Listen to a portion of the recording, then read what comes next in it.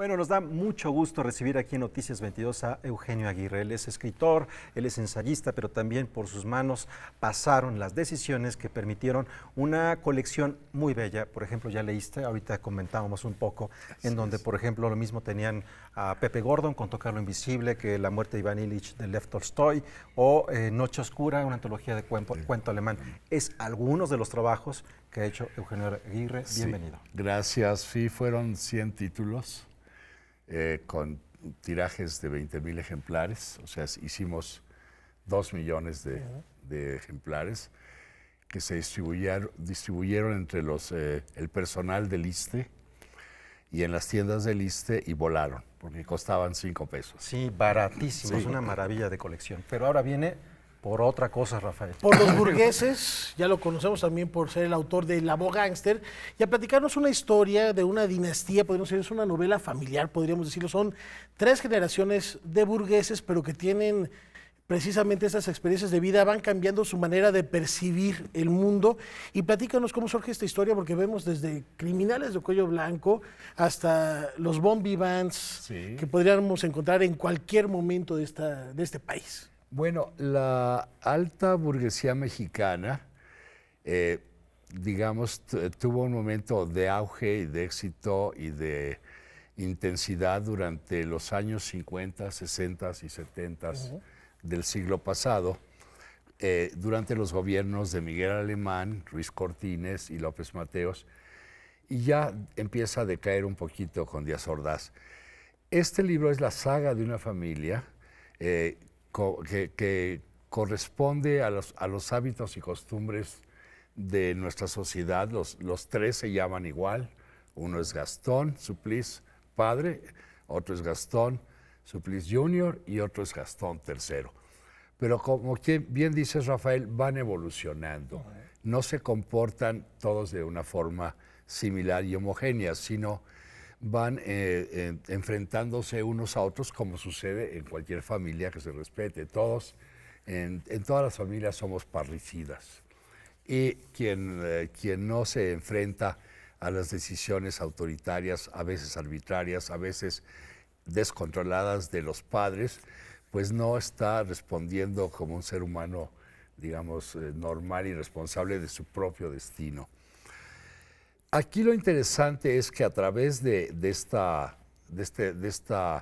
introspección hacia la alta burguesía, de este análisis profundo y puntual de cómo se comportan, cómo viven, dónde viven, cómo se visten, qué comen, a qué espectáculos van, etcétera, etcétera, vamos viendo también una evolución de la Ciudad de México, sustancial, brutal, enorme, y del país en alguna forma.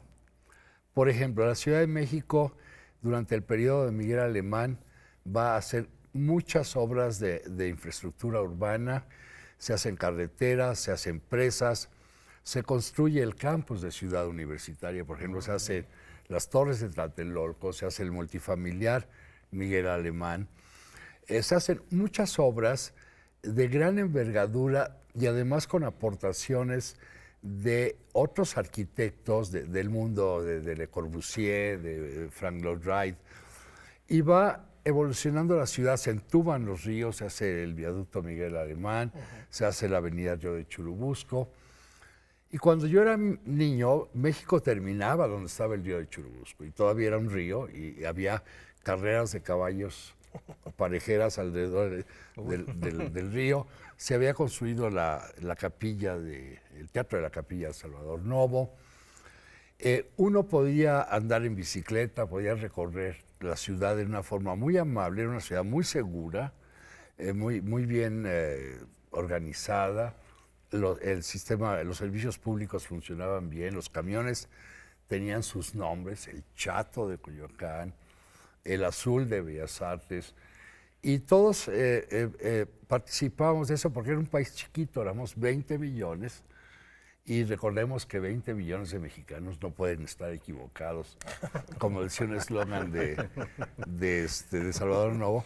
Y también recordemos que como era un país de poca población y había que incrementar el crecimiento demográfico, hacíamos el amor en Colchones América. Y así se anunciaba, haga patria en Colchones América. Lo que estás diciendo, Eugenio, me llama la atención porque me hace pensar en Ávila Camacho, que construye, que mete esas estructuras de hierro, que podemos ver, por ejemplo, en la película de Los Olvidados, cuando apedrean al ciego y que cae frente a una gallina. El esqueleto de que está atrás era el centro médico que cayó en el terremoto del 85, pero que detonó y que invitaba también a que la población llegara a esta gran ciudad. Después llega Miguel Alemán, Adolfo López Mateos, que le decían López Paseos, y tenía un eslogan de campaña: Cadillacs y puros para todos. No, ese era Miguel Alemán. ¿Era Miguel Alemán? Miguel Alemán en su campaña dijo: todos los mexicanos deben tener derecho a un puro, un boleto a los toros y un Cadillac. Estamos hablando de una burguesía. De la burguesía. Y también es el primer presidente civil que hay en el país y dice: ahora vamos a gobernar los abogados. Entonces los cuadros políticos surgen de la Universidad Nacional, de la Facultad de Jurisprudencia, pero los miembros de la burguesía están detrás del trono. Están agazapados, no hacen alaracas, no se ostentan, pero controlan el rumbo económico, el destino económico del país y por ende el desarrollo que se da, que va a desembocar en lo que se llamó el milagro mexicano. Y hay un presidente que te saltaste que es muy importante porque es el único presidente que recuerdo honesto de este país, que fue Adolfo Ruiz Cortines. Adolfo Ruiz Cortines, que fue un hombre probo, honesto, que ni siquiera vivió en Los Pinos o en Chapultepec, sino en una casa que estaba en Insurgentes y Barranca del Muerto, y que se comportaba como un estadista escandinavo. Él salía a pasear a la calle sin guaruras, sin guardias, sin nada, y saludaba a la gente en la calle, y la gente nos podíamos acercar y saludar: ¿cómo está, señor presidente? Y él contestaba. Un hombre que gobernó con mucha sensatez, sin despilfarros, sin alaracas, ¿verdad? Y junto con estos tres presidentes, Miguel Alemán, Ruiz Cortines y López Mateos, tuvimos al regente de hierro, Uruchurtu. Ernesto P. Uruchurtu, que llenó la ciudad de gladiolas, hizo camellones, hizo glorietas. Inclusive yo recuerdo que se preguntaba: oiga, ¿por qué llena de tantas gladiolas Uruchurtu la ciudad? Y decían: es que como no sabe dónde quedó enterrada su madre, le está poniendo flores donde caigan para que esté recompensada la señora en el cielo. Bueno, esta burguesía era muy atractiva porque había eventos que la gente del común no conoce, como los partidos de polo en el Campo Marte, a donde venía el príncipe Felipe, el consorte de la reina Isabel, a jugar polo con Pablo Rincón Gallardo, que era mi compañero en el franco inglés, con los hermanos Gracida, que era el mejor equipo de polo del mundo. E inclusive uno de los Gracida era el instructor de dos de los príncipes de la Casa Real.